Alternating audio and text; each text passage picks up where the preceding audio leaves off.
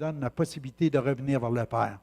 C'est le Père qui a choisi ce moment-là fixé pour que Jésus vienne comme le Sauveur du monde.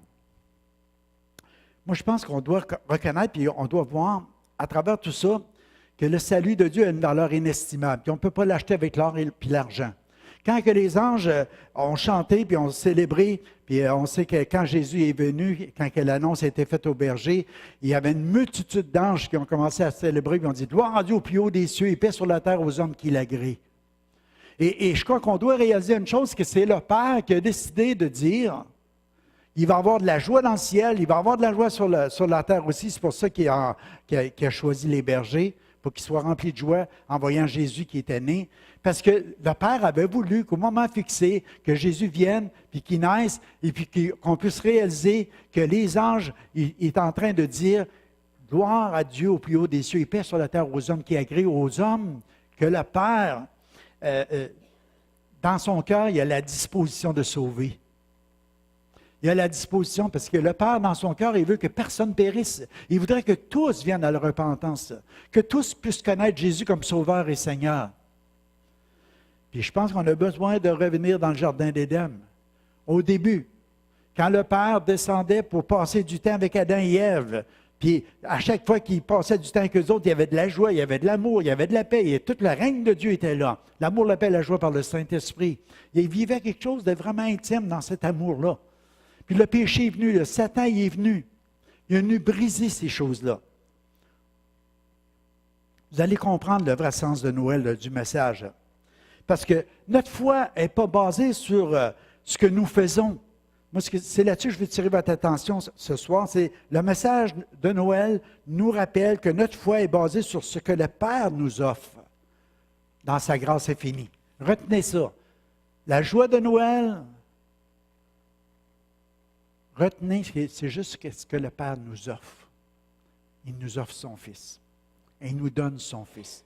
Il a livré son Fils pour notre salut. Ce n'est pas nous autres qui va offrir à Dieu. C'est pour ça qu'à Noël, on veut faire tellement de cadeaux à tout le monde, parce qu'on a reçu le meilleur des cadeaux. Le Père nous a offert son Fils. Si vous tournez à l'autre diapositive, vous allez voir, je ne vais pas être long ce soir, j'ai 4 diapositives à voir avec vous autres. On va juste tourner. Je mettrai une inimitié entre toi et la femme, entre ta postérité et sa postérité, celle-ci t'écrasera la tête et tu le blesseras le talon. J'ai mis comme titre « Une guerre spirituelle est déclarée à la suite de la chute de nos premiers parents ». Dans le Jardin d'Éden, le Père, il descendait, il passait du temps, tout ça. Puis à un moment donné, il y a eu la tentation. Et puis dans la tentation, on sait que Dieu il avait dit « Vous ne toucherez pas à ça ». Ils ont touché. Il s'établit, pas la mort physique, parce que la mort physique, Adam, il l'a connu bien plus tard. Mais la mort spirituelle s'est établie à ce moment-là, où la relation entre Dieu et les hommes, à cause du péché, Dieu est 3 fois saint et parfait à l'infini, puis il ne pouvait pas entretenir une relation. Mais il a fait une promesse. À ce moment-là, il a dit, « Je mettrai une inimitié entre toi et la femme, entre ta postérité et sa postérité. Celle-ci t'écrasera la tête et tu blesseras le talon. » Il est en train de dire à Satan, il est en train de dire à Lucifer, il est en train de dire au diable, à lui-même, à dire, « Un jour, sa postérité, en parlant de l'homme, en parlant des promesses qu'il a faites à Abraham, c'est qu'à un moment donné, quelqu'un va venir, un sauveur va venir, puis il va venir, tu vas le blesser, oui, ça ne sera pas sans souffrance, parce que Jésus ne subit des souffrances, il a été maltraité, il a été blessé, il a été mis jusqu'à la mort à la croix, mais il a écrasé la tête du diable. Amen. Il a écrasé la tête, puis quand on parle d'écraser la tête d'un serpent, du diable, c'est qu'il n'y a plus de vie, il n'y a plus d'autorité, il n'y a plus de pouvoir, il n'y a plus rien, il est mort. Amen. Je suis en train de vous dire ce soir, c'est que Jésus, par le fait qu'il a accepté de venir mourir sur la croix pour nous, il fallait qu'il commence par naître, de vivre comme un homme sur la terre et de subir tout le châtiment qui nous donne la paix est tombé sur lui. Par ses meurtrissures, nous sommes guéris. Il y a plein de bénédictions qui en est retirées par sa vie, parce que sa vie a été belle, a été juste, a été pieuse, a été sainte, a été sans tache. Et quand le Satan est arrivé et il a dit, le Fils de l'homme, on va le crucifier, il pensait de mettre fin au Fils de Dieu. Enfin, on n'en parlera plus. Mais la promesse avait été là. Jésus était fidèle jusqu'au bout. Il n'a jamais désobéi à aucun ordre, à aucun. Il s'est soumis complètement à la volonté de son Père. Et à cause de ça, quand il a subi la mort, il l'a subi à notre place. Parce que le salaire du péché, c'est la mort.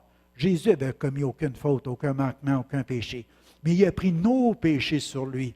Et c'est pour ça qu'ils l'ont crucifié. Mais Satan, lui, pensait que ça n'était fini. Mais non, le Père, il dit, je ne laisserai jamais quelqu'un de puni qui n'a pas commis de faute. Il a ressuscité son Fils. Puis il savait qu'à partir de ce moment-là, Satan était répréhensible parce qu'il avait mis à mort le Fils de Dieu. Il ne pouvait pas faire ça. Parce que c'était quelqu'un de juste, de sans tache, de sans péché. Et tous ceux qui le reçoivent comme Sauveur et Seigneur, il a donné le pouvoir de devenir enfant de Dieu. Maintenant, on a un seul chemin pour revenir au Père. Jésus est devenu le chemin, la vérité et la vie. Nul ne va au Père que par moi. Il y a juste par Jésus, parce que c'est lui qui est mort sur la croix. C'est lui qui a subi tous les châtiments à notre place. C'est lui qui a été déclaré juste par le Père. C'est lui que le Père a ressuscité. C'est lui qui nous permet de revenir dans la maison. Puis le Père est tellement content et est tellement heureux. Alléluia. C'est une guerre spirituelle. Dès le début, le Seigneur a promis à Abraham. Il dit, Abraham, va immoler Isaac, ton fils bien-aimé, celui que tu as eu dans ta vieillesse.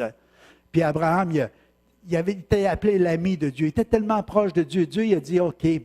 Abraham, il a dit à Dieu, OK, je vais aller puis je vais le sacrifier. Mais il dit, pourtant, c'était le fils de la promesse. Tu me l'as donné. Tu m'as dit, je donnerais tout mon héritage à lui. Puis j'attendais de l'avoir. Puis Sarah était vieille quand elle l'a eu. C'était le fils de la promesse par la foi. Mais Abraham, il dit, OK, je suis prêt à l'offrir en sacrifice. Puis quand il est arrivé pour l'immoler, Dieu l'a arrêté. Un ange est venu. Il dit, fallait pas. Je vais pourvoir, moi, pour le sacrifice. Fait que lui, il a regardé, il a trouvé un bouc. Puis il a tué un bouc à la place. Mais c'était le Fils de Dieu qui était pour venir. Dieu voulait voir jusqu'à quel point qu'Abraham pouvait aller en obéissance à Dieu. Abraham, il dit, je suis prêt à t'offrir mon fils. Mais le Père, il dit, moi, je vais offrir le mien pour le salut du monde. À partir d'Abraham, quand vous allez voir la généalogie de Matthieu qui nous parle de la naissance de Jésus, vous allez voir qu'à partir d'Abraham, il y a 14 générations aller jusqu'à David. De David aller jusqu'à la déportation de Babylone, il y a 14 autres générations. Puis de la déportation de génération jusqu'à la venue du Messie, Jésus, il y a 14 autres générations. Le Père, il savait qu'à partir d'Abraham, aller jusqu'à Jésus, c'était un descendant de David. C'était que, oui, on aurait vécu sous Babylone, qui parle d'esclavage, qui parle de... Vous savez, quand le peuple était déporté, c'est parce qu'il ne plaisait plus à Dieu. Puis, à quelque part, il a été pris dans l'esclavage, dans toutes sortes de corruptions. À cause de ça, il n'était plus libre. Il était pris sous des liens. Mais la promesse était que Dieu enverrait un libérateur. Et Jésus est venu, puis il a libéré de la captivité. Aujourd'hui, sa présence nous libère, sa présence nous donne la vie, sa présence nous guérit, sa présence nous restaure, sa présence elle nous donne la vie éternelle. Alléluia. Jésus a vaincu l'ennemi. Il a vaincu Satan, il l'a dépouillé, il a écrasé la tête, une fois pour toutes. Parce que le Seigneur a dit, tout pouvoir m'a été remis dans le ciel et sur la terre. Tout le pouvoir m'a été remis, toute la puissance m'a été remise par le Père. C'est Jésus lui-même qui l'a dit. Il dit, maintenant, il dit, allez parmi les nations, prêchez la bonne nouvelle. Ceux qui croiront seront baptisés, seront sauvés. Ceux qui ne croiront pas, mais seront condamnés. Mais que le but du Père, c'est de sauver tout le monde, puis c'est pour ça que la bonne nouvelle est prêchée. C'est une bonne nouvelle. Tous ceux qui vont le recevoir, ils vont devenir enfants de Dieu. C'est que Satan est dépouillé, est écrasé, la tête a été défaite. Maintenant, il y a 2 royaumes dans ce monde, et Jésus va revenir bientôt. Puis ça va être fini, il va en avoir un qu'un. Mais déjà, Jésus est le victorieux. Ne pas nous dire que le diable est plus fort que Dieu. Celui qui est en moi est plus grand que celui qui est dans ce monde. Celui qui est en moi, il vit toujours avec moi. Le Seigneur dit, je ne vous laisserai pas seul. Vous n'êtes pas orphelin. Un autre pareil comme moi va habiter en vous, c'est le Saint-Esprit de Dieu. Il dit, en mon nom, vous chasserez des démons. En mon nom, vous imposerez les malades seront guéris. En mon nom, en mon nom, en mon nom. Alléluia. C'est l'autorité. Il dit, j'ai reçu tout pouvoir, toute autorité. Puis maintenant, je vous la donne. Allez, faites de toutes les nations des disciples. Baptisez-les au nom du Père, du Fils et du Saint-Esprit. Jésus n'est pas venu prêcher une religion. Il veut juste qu'on bâtisse une relation avec lui, qu'on devienne des enfants de Dieu, parce que le Père désire une grande famille sur toute la terre. C'est pour ça qu'il a envoyé son Fils. On peut comprendre un petit peu plus le sens de Noël.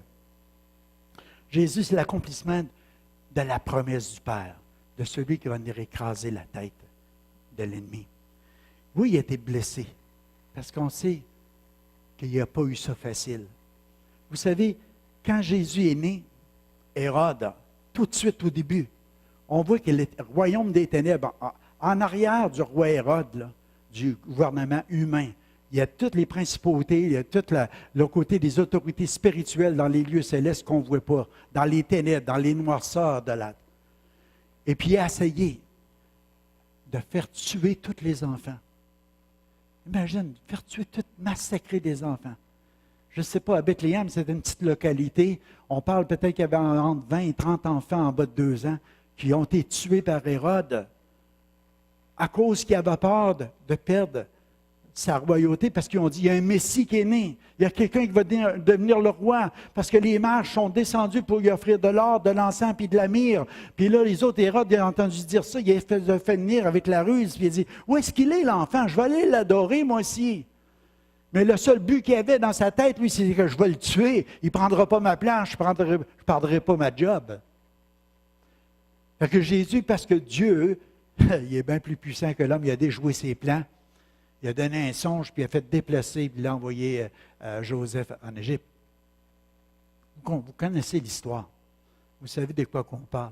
Et ce que je veux vous emmener ce soir, c'est de quitter juste le côté humain de la terre, puis commencer à voir dans le cœur du Père qu'est-ce qu'il a voulu faire en envoyant son Fils pour qu'il y a le royaume des ténèbres, il y a le royaume de la lumière, il y a le royaume de l'amour, il y a le royaume du mal, du bien-mal, lumière, ténèbres. Ça ne se mêle pas ensemble. Tu fais partie d'un ou tu fais partie de l'autre. Et Jésus est le chemin pour te ramener dans le bon. Dieu veut te prendre dans ce royaume ici, puis il veut t'emmener dans le royaume du Fils bien-aimé de son amour. Alléluia. Puis pour tu puisses revenir, il y avait un seul chemin. Il fallait qu'il offre son Fils à la croix. Il fallait qu'il naisse d'une femme pour qu'il puisse vivre une vie pleinement humaine comme nous autres, pour qu'il puisse être tenté dans les mêmes choses que le premier Adam était tenté dans le jardin d'Éden, mais qu'il puisse résister, puis qu'il soit après ça mis à mort, puis le diable soit condamnable, parce que la justice de Dieu est parfaite, puis qu'il a ressuscité Jésus, puis maintenant en lui, on peut revenir au Père. Wow! Quel bon message! Je ne parle pas du mien, je parle de la croix. Oh! Alléluia! Quel privilège! Quel privilège qu'on a de connaître Dieu, d'aimer Dieu. La plus belle chose qui pouvait arriver dans ce monde, c'est que le Père l'a fait à Noël, on s'en souvient, on ne veut jamais oublier ça, qui a envoyé son Fils. Pourquoi? Parce que dans toutes les générations, dans tous les individus, dans toutes les familles, partout sur toute la surface de la terre, nous avons tous besoin de revenir au Père. On ne peut pas dire, il y en a un qui l'a fait, il l'a fait pour tous. Oui, Jésus l'a fait pour tous, mais chacun de nous autres, individuellement, on doit prendre le chemin pour retourner au Père et on doit passer par Jésus. De quelle façon qu'on le fait? Il faut juste se repentir de nos fautes, c'est juste d'avouer, Père, j'ai rien de bon en moi, je suis rien qu'un pécheur perdu sans espoir, sans espérance. Tous ont péché, sont privés de la gloire de Dieu. Je suis privé de la gloire de Dieu, je suis un pécheur, je suis en route pour l'enfer, Seigneur, je suis lié par tout ça. Mais Seigneur, je sais que Jésus est mort à ma place, je l'accepte comme Sauveur et Seigneur. Go! Alléluia, t'es sauvé. Pas plus tard, pas si. T'es sauvé maintenant. Au moment où tu reconnais que Jésus t'a sauvé. Que tu es pécheur et tu as besoin d'être sauvé. C'est aussi simple que ça. C'est pas compliqué. Tu ne peux pas acheter Dieu. C'est une valeur inestimable. C'est le prix du sang. Le sang de son Fils. Il t'a racheté à un prix incroyable. Comment est-ce que tu peux donner de l'argent en échange de ça? C'est insulter Dieu. Amen? Alléluia. On va passer à l'autre parce que je ne suis pas supposé prêcher long. Moi, quand je m'emballe, oh boy! Alléluia. L'ange leur dit, ne craignez point car je vous annonce une bonne nouvelle qui sera pour tout le peuple le sujet d'une grande joie. C'est qu'aujourd'hui, dans la ville de David, il vous a né un sauveur qui est le Christ, le Seigneur. Tu peux imaginer, là, les bergers, le soir, il fait noir, ils sont sur les veilles de la nuit, puis ils surveillent leur troupeau un peu, puis il fait un peu noir, puis tu sais, c'est pas comme aujourd'hui, tu n'aimes pas les spots, tu n'as pas d'électricité, tu n'as rien de tout ça, tu sais. J'essaie d'imaginer, il y avait peut-être des petites chandelles, des petites lampes à l'huile, comme on avait en Palestine, ça n'éclaire pas beaucoup, mais les rayons de la lune. Mais tout à coup, il y a un ange qui apparaît. Moi, je pense qu'on aurait tout un peu de la crainte et de la peur devant le spirituel. Puis à un moment donné, ils se sont rendus compte qu'ils n'étaient pas tout seuls. Il y avait une multitude. Comment ça peut faire, ça, une multitude? Il y en a qui savent? Des milliers? Puis qui chantent. Gloire à Dieu au plus haut des cieux. Un vieux chant, je chante dans le temps. Mais l'ange leur dit, ne craignez point. Il dit, arrêtez, n'ayez pas peur, là, sauvez-vous pas. J'ai une bonne nouvelle à vous annoncer. Un sauveur qui est le Christ le Seigneur. Les Juifs le savaient. La promesse avait été faite à Abraham. Il avait reçu les rouleaux du livre et les autres, ils le lisaient constamment dans les synagogues. Il savait qu'il se passerait quelque chose. Il savait qu'il arriverait quoi. Là, il était sous l'emprise des Romains. Il souffrait sous l'emprise des Romains. Il criait pour un libérateur, pour un Messie ou des choses de même. Mais là, il annonce une bonne nouvelle. Le Messie, le Sauveur, il est là. Alléluia. C'est peut-être un bébé, mais il va se passer quelque chose. Il va grandir. Mais tout ce surnaturel autour de ça, ça vient du ciel. Peux-tu imaginer, ce soir, tu es dans ta maison ou dans ta cour dehors, tu es en train de flatter ton chien, puis un ange t'apparaît, puis il dit, Dieu il est tellement merveilleux dans sa parole, il nous annonce, il dit quand même qu'un ange vous apparaîtrait, avec autant d'éclats qu'eux autres ont eu, s'il vous annonce un autre évangile que celui de Jésus-Christ qui est né, qui est venu dans ce monde, qui est mort sur la croix, qui est ressuscité, il dit recevez-le même pas dans votre maison. Pourquoi? Parce que le diable était précipité, le dragon, le diable, avec tous ses démons sur la terre. Ce que je vous dis, c'est dans la Bible, OK? Il sait que peu de temps. Lui, ce qu'il veut, c'est séduire tous les habitants de la terre. Mais il sait qu'il est vaincu. Il sait qu'il a perdu la victoire. Il n'a aucune chance. Dieu, il donne du temps. Pourquoi il est patient comme ça? On va-tu commencer à chialer parce que Dieu est trop patient? Excusez le mot, hein? Pensez-vous que... Non! Dieu, il veut, c'est qu'il autant que possible que des gens reviennent à la maison, que des gens reviennent à la maison. Il ne veut pas fermer la porte tout de suite. Ah ouais, prends le chemin, viens à la maison. Si Jésus serait revenu il y a 100 ans, je n'en ferais pas partie. Il y a des milliers de personnes sur la terre présentement qui donnent leur vie à Jésus. Même dans la guerre en Syrie, partout où c'est qu'il y a tellement le diable se déchaîne à tuer et à faire des affaires épouvantables. Mais en même temps, l'Évangile est prêché, les gens se tournent vers Dieu, ils commencent à crier à Dieu, ils veulent avoir une délivrance. Et puis Dieu, waouh, il leur accorde un salut éternel. C'est bien meilleur encore qu'une petite vie présente de 30, 40, 60 ou 100 ans. C'est une éternité avec Dieu. Il n'y a rien de comparable aux souffrances du temps présent comparé à la gloire à venir. Il n'y a rien de comparable. Absolument rien. Puis Dieu nous donne le privilège de recevoir ça. Ici au Québec, en Abitibi, à Amos. De faire partie des élus de Dieu. De savoir que le Père t'a agréé ce soir, puis tu entends ce message-là, puis tu peux encore courir dans ses bras, puis lui dire, « Oh, merci Papa pour Jésus. » Alléluia. Je comprends le sens de Noël. Aujourd'hui, quand je donne des cadeaux, je comprends, Seigneur, que c'est donné sans compter. Parce que tu m'as tout donné. Alléluia. Il y a plus de joie à donner qu'à recevoir. Vrai? Pas juste les coups de poing, OK? Alléluia. Amen. Je vais sauter à la dernière. Je ne sais pas d'être long. C'est pas très long, hein? Parce que ce soir, on veut des chants plus qu'une prêche. Mais, vous savez, comment entendront-ils si personne prêche? La Bible dit qu'ils sont beaux les pieds de ceux qui annoncent la bonne nouvelle. Ah, mes souliers, ils sont pas pires. Mais pourquoi il dit qu'ils sont beaux les pieds de ceux qui annoncent une bonne nouvelle? Parce qu'à chaque fois qu'on prêche la bonne nouvelle, on donne l'occasion à quelqu'un de revenir à la maison. Alléluia. De vivre une communion et une intimité avec Dieu. C'est tellement, tellement, tellement important. J'écoutais une émission cette semaine de télévision, et puis il y avait deux filles. Je ne l'ai pas écouté vraiment le film, parce que je ne peux même pas dire c'est quoi. J'ai juste arrivé dans ce moment-là, puis le Seigneur me le ramène là, parce que je pense que c'est un exemple que quelqu'un, peut-être, ça peut le toucher. Mais il y avait deux filles ensemble, qui étaient comme deux amies, je ne sais même pas pourquoi, là. Mais je sais juste qu'à un moment donné, il y a quelqu'un qui a fait des recherches pour une, pour savoir qui était sa sœur, parce qu'il y avait un membre d'une famille qu'elle a appris vers la fin de la vie de ses parents, qu'elle avait un autre membre de sa famille qui devait vivre à quelque part. Puis sa plus grande surprise, c'est de réaliser tout à coup que c'était sa meilleure amie qui était sa sœur. Tu vas pogner le film? Suzanne, elle pourrait peut-être le compter plus que moi, mais moi, j'ai rien que ce bout-là, j'ai vu. Ça m'a touché de voir ça. C'est que tu voyais la joie de savoir que sa meilleure amie, c'était en réalité sa sœur. Tu sais? Mais imagine aujourd'hui que chacun de nous autres ici présents, s'il y a quelque chose de plus élevé. Moi, je suis béni ce soir. Rosemée, ma sœur, est là. Mes deux beaux-frères sont là. Je ne veux pas vous mettre sur le spot, mais je suis béni que vous soyez là. Il y a des liens spéciaux dans la famille. C'est des liens qui étaient faits par les parents, que c'est spécial. Mais il y a des liens que Dieu emporte dans sa famille à lui, des liens spirituels, qu'on peut dire, qui fait qu'à un moment donné, qu'il y a de l'amour, de la paix et de la joie, puis on ressent à travers l'Église, le corps de Christ, que Jésus est la tête de l'Église, puis que nous autres, on fait partie de chacun de ses membres, puis mon doigt ne peut pas haïr le pouce, tu comprends? Il y a quelque chose qui nous unit, c'est l'Esprit de Dieu, c'est le corps de Christ, puis on est là sur la terre, puis quand on commence à parler de Jésus à quelqu'un, c'était peut-être comme quelqu'un, on disait, mais j'aimerais, tu découvres c'est ton frère, tu découvres c'est ta sœur, tu fais partie de la famille de Dieu, on a le même père, là, comprenez, je veux dire, il y a une joie intense qui vient dans notre cœur, puis on sait qu'on va avoir une éternité ensemble.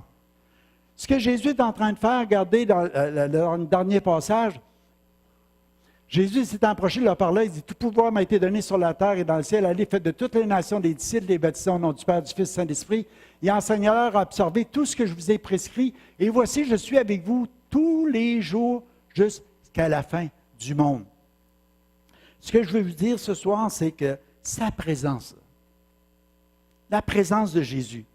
Premièrement, il a reçu tout pouvoir. Tantôt, je vous ai dit, c'était dans Apocalypse 12, 13, s'il y en a qui veulent vérifier. Quand le dragon vit qu'il avait été précipité sur la terre, il poursuivit sa femme, la femme qui avait enfanté l'enfant mâle. Si on faisait un cours de l'Apocalypse, on dirait, regarde, ça c'est le peuple juif, parce que Jésus est un juif, puis le peuple juif a été continuellement poursuivi parce qu'il savait que le Messie naîtrait. Même encore aujourd'hui, les Juifs, les judaïsants, ils s'attendent encore au Messie. Ils n'ont pas reconnu Jésus comme Sauveur et Seigneur. Ils ne l'ont pas reconnu comme Fils de Dieu. Il y en a des gens individuellement, mais comme nation. On peut dire ceux qui étaient judaïsants. Fait qu'elle a été poursuivie par le dragon parce que le peuple juif, continuellement, vous savez, même dans notre génération, nous autres, il y a eu 6 millions de morts avec la guerre à 39-45. Les Juifs ont été maltraités, tout ça. Ça fait partie de l'histoire. Fait que le grand dragon, le serpent ancien, le diable, ou appelez-le comme vous voulez, celui qui a séduit toute la terre, il fut précipité de la terre. C'est ça qui est écrit dans Apocalypse 12.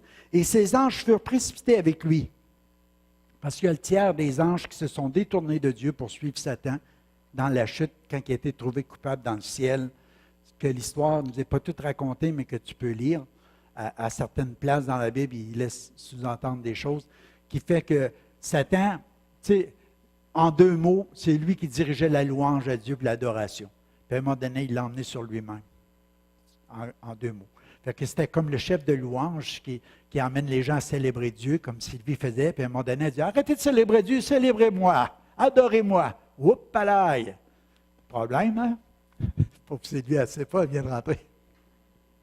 Je suis en train de citer comme exemple, imagine, tu diriges la louange, puis tu emmènes la louange à Dieu, puis à un moment donné, tu dis, « Oh, arrêtez d'adorer Dieu, mais adorez-moi. » Satan, c'est un peu ça qui a fait, à un moment donné, qui a été trouvé coupable, il y a le tiers, c'est des anges qui l'avaient adoré, qui ont été précipités. Fait que pour eux autres, il n'y a pas de salut, parce que c'est des esprits. Mais puis après ça, Satan il est venu dans le jardin d'Éden pour tenter l'humanité, parce que Dieu a créé l'homme pour être heureux, être béni, être dans le jardin de félicité, de délices, mais il est venu les faire tomber, et le Seigneur, dans sa grâce infinie, nous a ramenés vers lui. Fait que le conflit des royaumes, ça va prendre fin avec le retour de Jésus. Parce que Jésus nous a promis d'être toujours avec nous par son esprit, mais il va revenir dans la gloire, comme il est venu dans la nouvelle naissance, comme prendre naissance comme un bébé il y a 2000 ans, Jésus va revenir. Moi, je crois qu'on est peut-être la génération qui va voir le retour de Jésus. Quand je regarde tout ce qui se passe, les prophéties, les choses qui sont accomplies, je ne sais pas la date, je ne sais pas l'heure, je ne sais pas l'année, puis personne ne le sait sur la terre, il y a juste le Père qui le sait. Mais on sait qu'il nous a donné des signes. Puis dans les signes que nous voyons, nous savons à quelque part qu'on est rendu sur un point où c'est qu'on s'en va vers un point de non-retour. Mais on dit, Seigneur, use de patience encore. Pourquoi? Parce qu'il y a des gens qui doivent revenir à la maison encore. On peut prier de même avec Dieu. On a hâte d'aller voir le Seigneur, puis on a hâte que le Seigneur revienne dans la gloire. Essaye d'imaginer à soi que Jésus revient. Il rentre. Tu sais, en un clin d'œil, On est rendu avec lui.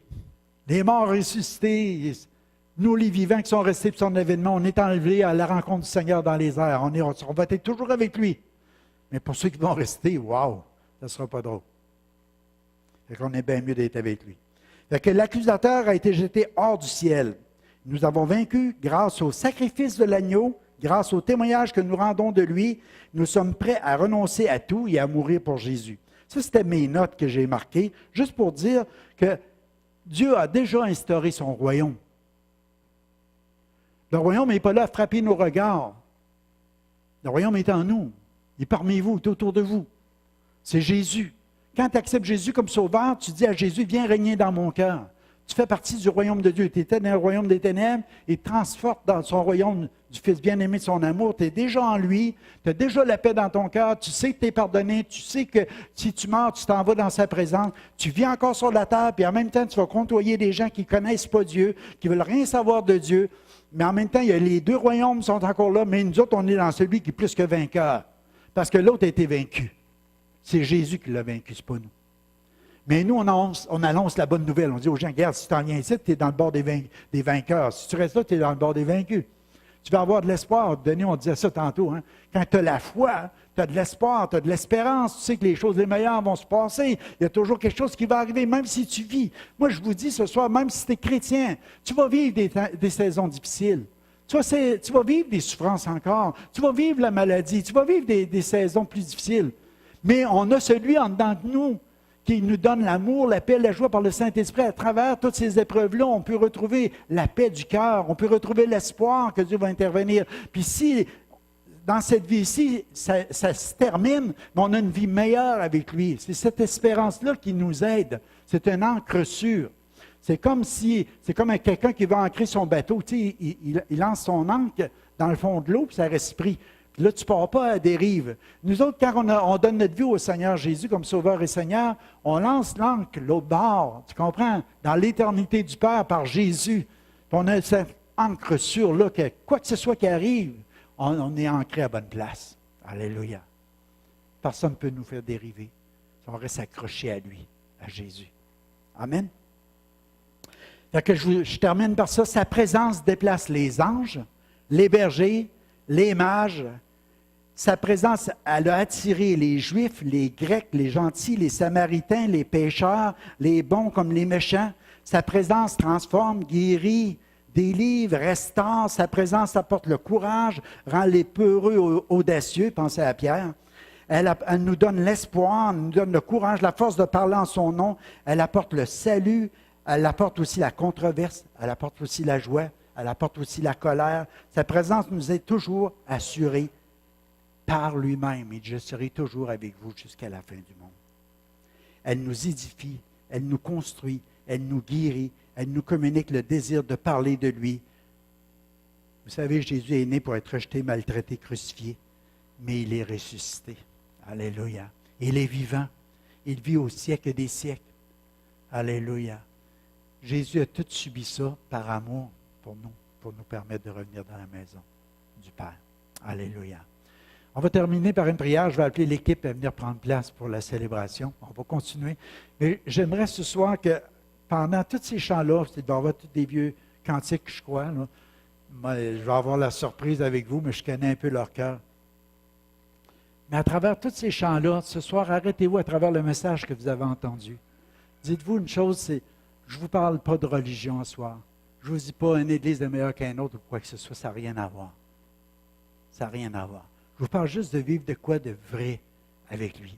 Le thème de notre église pour 2016, 2017, 2016, c'était renouveler notre passion pour Jésus.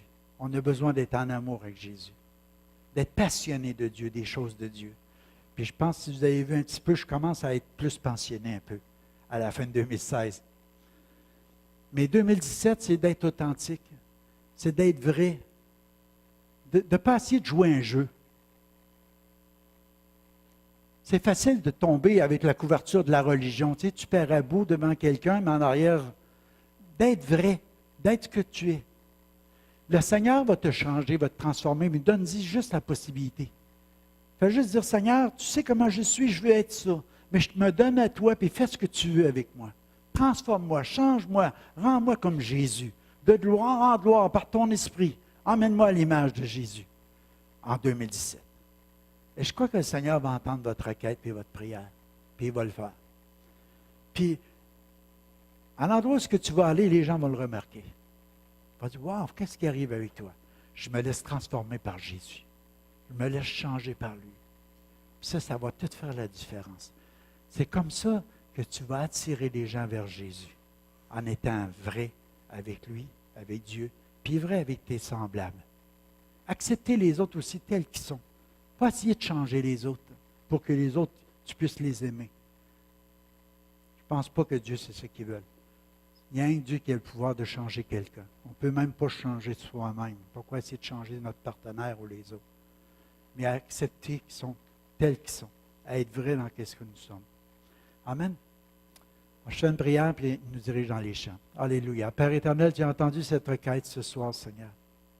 On désire, Seigneur, être vrai. En tout cas, c'est ma prière pour moi, puis je prie, Seigneur, pour les autres aussi, pour ceux qui le désirent se joindre à cette prière. Que, Seigneur, tu sais, quand tu es venu, ils n'ont trouvé aucune place, Seigneur, pour t'héberger, Seigneur, Marie, qui était enceinte, qui t'attendait, Seigneur. Il n'y avait aucune place. Mais Père, je te prie ce soir, Seigneur, que tu puisses trouver de la place dans mon cœur, dans ma vie, dans ma maison, Seigneur. Que tu puisses prendre toute la place. On veut te recevoir comme Sauveur, comme Seigneur, comme Maître de notre vie. Que tu puisses faire tout bon comme te semble. Toi qui es créé, Seigneur, toute la grandeur de l'univers, toutes les places possibles qu'on peut rencontrer sur cette terre, dans le ciel, dans l'univers. Mais Seigneur, que tu puisses trouver cette place en moi, Seigneur. Toute la place que tu désires dans ma vie. Parce que, Seigneur, je voudrais que tu me changes, que tu me transformes dans l'année qui vient, Seigneur. Que je puisse être de plus en plus à l'image de Jésus. Mais je sais, Seigneur, que rien que toi qui peux faire ça en moi par ta grâce infinie, Seigneur. Donne-moi d'être obéissant, Seigneur, de marcher dans tes voies, dans cette grâce, Père, je t'ai prie, au nom de Jésus. Amen.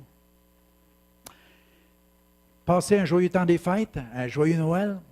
Moi, je ne reviendrai pas ce soir, je vais laisser les musiciens finir la réunion. Et soyez bénis. Et puis, à mercredi prochain, c'est notre prochaine rencontre pour la finale de l'année 2016. Que soyez bénis, passez une belle célébration. Amen.